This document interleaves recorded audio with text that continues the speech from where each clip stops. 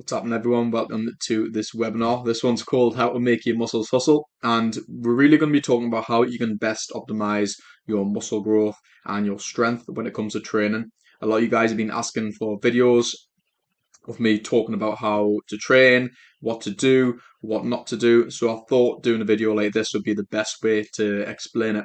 This video is going to be on the vault under the training section. So if you're watching that through there, that's probably what you went by.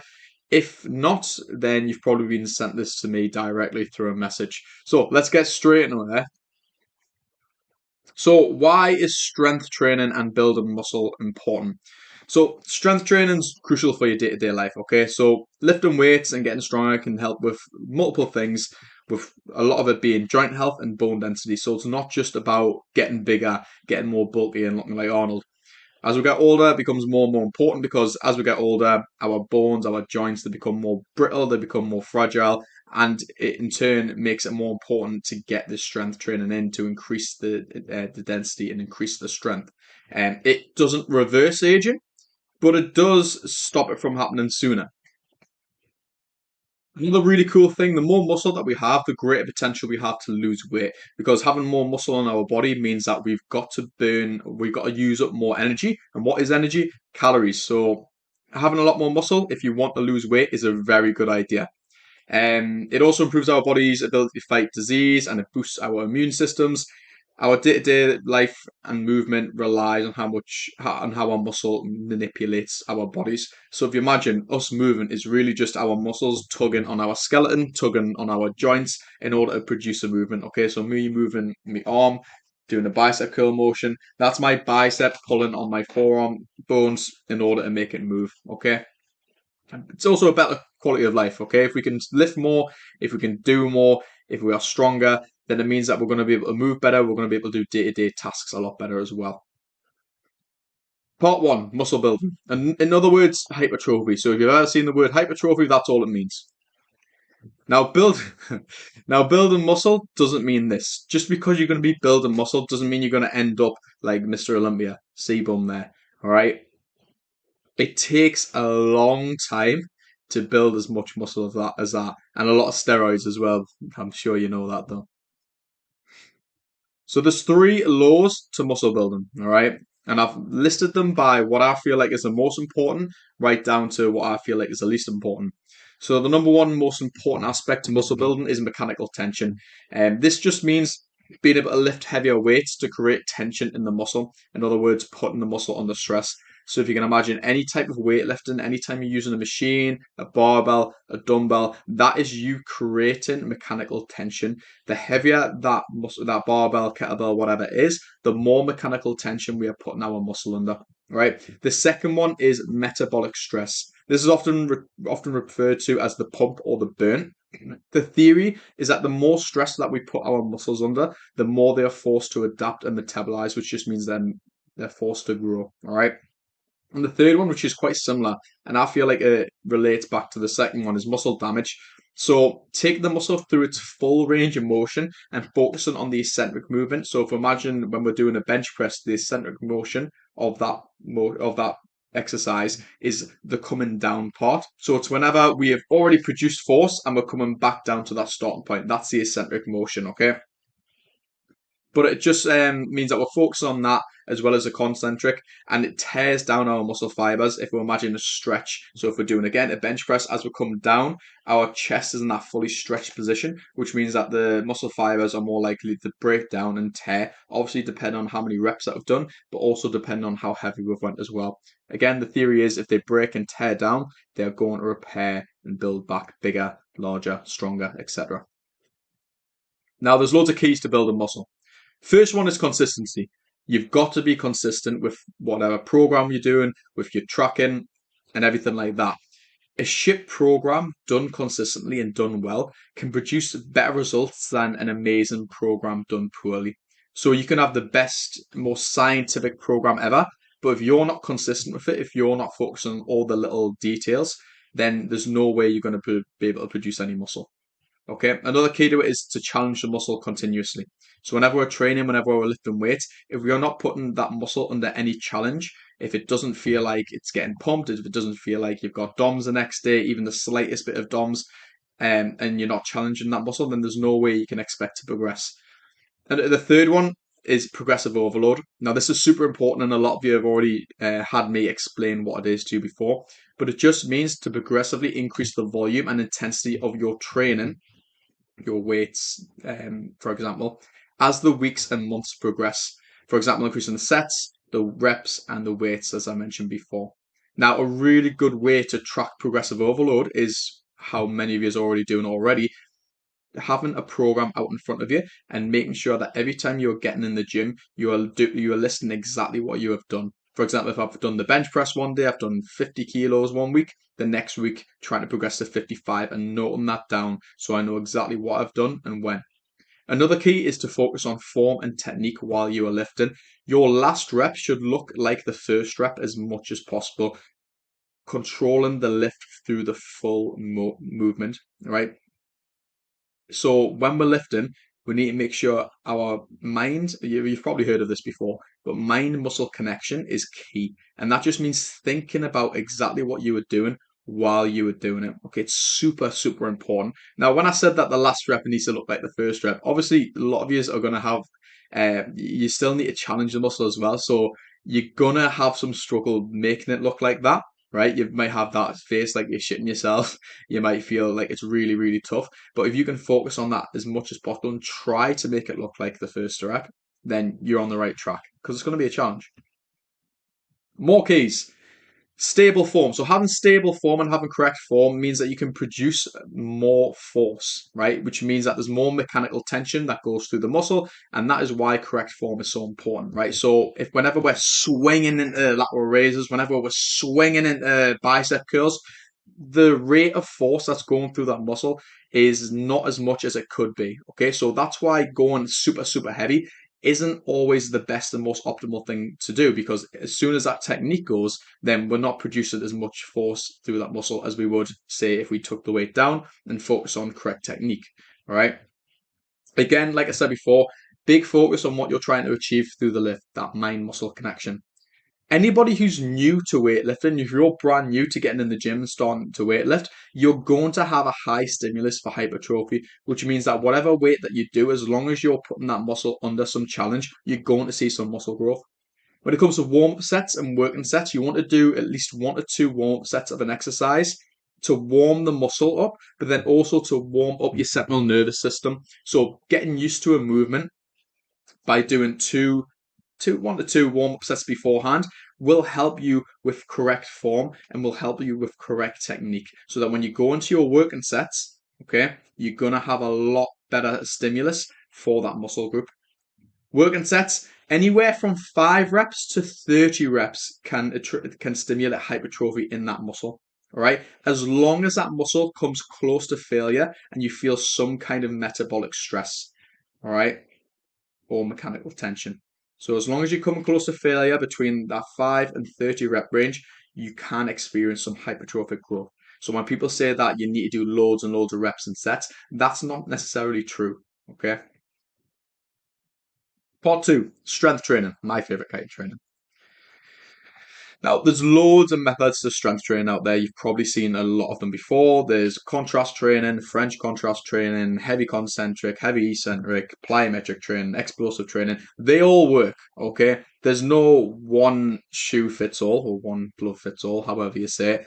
They all do work to a certain extent. And it's about experimenting and doing what you enjoy the most, all right?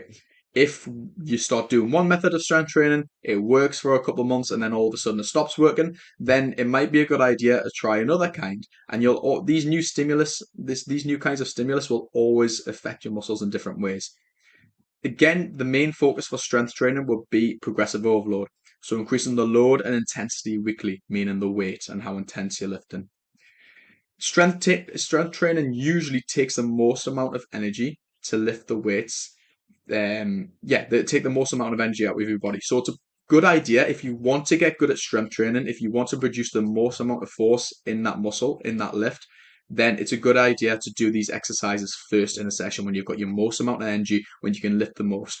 If you want to get good at bench press, but at the start of your session you do loads of tricep extensions for hypertrophy, then there's no way your triceps are going to have enough energy to produce the most amount of force for the bench press, for example. You want to focus on good form and technique like anything. You want to be able to get strong with good form and through a full range of motion through the lift. Don't overestimate yourself. We'll get into that a little bit later. And make sure that you are building the weight up as the sets go on. Again, more on this now. So around about 3 to 8 reps is optimal for strength training. I believe so anyways. I think the official term is 3 to 6 reps, but I really do think 8 reps is the way to go. Anywhere between that 3 and 8 range. You want to manage your weight progressions. You want 2 to 3 warm-up sets at 30% to 40% of your 1 rep max before heading into working sets. And this is a very similar theory to it behind it, to when we're training for hypertrophy. You're warming up your muscles, you're warming up your central nervous system so you can get ready for these lifts. When we're doing strength training, there's a lot bigger focus on keeping the body stiff and preparing it for a big lift, because you're going from one place to the next. So your body needs to be as stiff and it needs to be as zoned in as possible, meaning that your central nervous system needs to be switched on. So that's why these warm-up sets are super important before you head into your working sets. You want to manage your weight progressions as well. This is a problem I've had with some of years. It's not necessarily a problem, it just comes down to education. We don't always have to be adding 5 to 10 kilos for every new set. Okay, I'll use one of the lads as an example that I had on. I'll not say his name, but his first, so he's doing a barbell bench press, right? His first working set, he had 20 kilos, all right, in total. Now, he went from 20 kilos to 40 kilos to the next set, right? And he's brand new to strength training. That was a 50% increase in weight, all right, which is a lot. If you can barely do your target rep range in the first set, then there's no way you're going to be able to do 50% more, all right? You've all got target rep ranges, depending on if you're working on strength, hypertrophy, or whatever. If you are hitting the lower echelon of that target rep range and you are struggling with it on the first set, then do not put 50% more weight on. Okay, there's lighter weights that we can do to progress. So instead of putting 5, 10 kilos on, put 2.5 kilos on, right? Put 1.25 kilos on, okay? Or just go for the higher rep range. It doesn't always have to be massive, massive progressions in weight. Recovery and nutrition. So this all relates both to strength training and to hypertrophy training, muscle growth training. To build muscle, it's best to be in a calorie surplus, but it's not needed. All right. You want to start in a small surplus, anywhere from 150 calories to 200 calories more than your total daily energy expenditure. The reason for this is you only want to be increasing your weight by 0.5% per week. This makes sure that all the weight that we are gaining is purely muscle, and it also means that we're not getting too sluggish and too sick of food too soon. Any more of an increase in that means that the majority of the weight that you're gaining is probably water and fat, and we absolutely don't want that. My whole idea, my whole philosophy is I want you guys to be able to build muscle while staying as lean as possible. Okay. Food intake increases when the weekly rate of gain is not reached or when training volume and intensity is increased. So if you stop gaining weight after adding these calories on, then it's probably a good idea to add more on. So say if you put 150 to 200 calories on for 2 months, you're gaining weight, and then suddenly you stop gaining weight, then add another 150, add another 200 calories on, and then you should be increasing again. Reason being, as we get heavier, as we stack on more muscle, I mentioned it before, our body needs more energy, so it needs to burn more calories to sustain that, which means that we're going to have to increase our total calorie intake. All right. We're also going to need more calories as more energy is needed. So if our training intensity increases, if our training sessions get harder and higher in volume, we are going to be burning more calories, which means we are going to need more food. We're going to need more carbohydrates. All right. Digestion is important. So you might be in a calorie surplus, but if you are not eating the right things, then you're sort of shooting yourself in the foot. So you want the majority of your foods to be coming from whole foods. Around about 80% of the food that you're eating needs to come from whole foods. So I'm talking about your good fats, your good carbs, and your good sources of protein. Good sources of protein, meat, fish, nuts. Good sources of carbs, stuff like your potatoes, your rice, your pasta. Good sources of fats, again, your meat, your nuts, stuff like Greek yogurt. All these whole foods, all these single ingredient foods, okay, are going to be your best bet. And you can mix them and match them how you want to make them more satiating, to make them more palatable for yourself. All right. Last one, really important one. The main macronutrient that goes into muscle building is protein. Okay, protein helps with muscle recovery, helps with muscle repair. It's the main thing that's going to determine whether you put muscle on, whether you get stronger or not. All right, which means that we need to have a high protein intake and we need to be tracking that every single day and hitting it. So I recommend 1.5 to 2.2 grams of protein per 1 kilo of body weight. All right. So that is super important. That's probably one of the most important things I put on here. A little bit about rest days and deload days. You want to have at least one day off your nutrition plan a week to avoid getting sick of your life. I have a cheat day. I know loads of other coaches have a cheat day. If you don't want it, if you're happy not having one, fair enough. But I need one to stay sane. And I need at least one sticky toffee pudding a month to to make sure I'm on track of everything. If you start feeling sluggish and tired, have a day off. I don't really believe in a deload week. If you want to do one, you absolutely can. But if you don't feel tired and you don't feel sick of your training and you're enjoying your training, then there's no, and you're still seeing progression, then there's no need to have a deload week. There's no need to plan one because you could be progressing, and then be like, oh shit, it's time for me deload week and just lose all that progression. So I'd only really recommend a deload week. I'd only really recommend a rest day if you're feeling shit, if you're not making any progress in the gym, and that's really only the time I would suggest it. Training should always be performed by, this is all my opinion. Training should always be performed by feeling. Planned testing days are great, testing weeks, they're absolutely great. But if you never know if you're going to feel up to it on that day, right? So you could have a 3 rep max planned for 3 weeks' time. You don't know what's going to be happening in your life. You don't know what's going to be going on or if you're going to catch an illness. So there's no, in my opinion, there's no point in planning for that. If you want to max out on a day, then do it. If you are feeling one day that you are up for it and you're feeling super fucking strong and your training, nutrition's being on point, your sleep's being on point, go for it. All right. Vice versa, if you feel shit one day, you don't want to train and you're not enjoying your training, have a rest day, have a day off program, and go do something enjoyable. Right? Go do something outside. Go do a different session. Maybe do another session that you know that you will enjoy. Just play it by ear. It's the best thing to do. Last little bit. Sleep is the number one best source of recovery. All right. Don't care what anyone says. You have people who have recovery guns. You have people who go on fucking ice baths, who go on saunas and say it's the best thing. It's not. Sleep is the number one best source of recovery. It's when the most of our recovery is done.